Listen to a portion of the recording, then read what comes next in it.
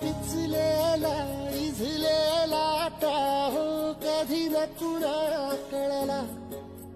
तळमळलीस तू करपुनी हिरवा पदर तुझा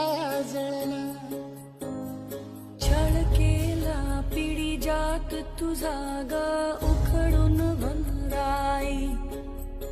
अपराध किती झाले पण आता शरण तुला आई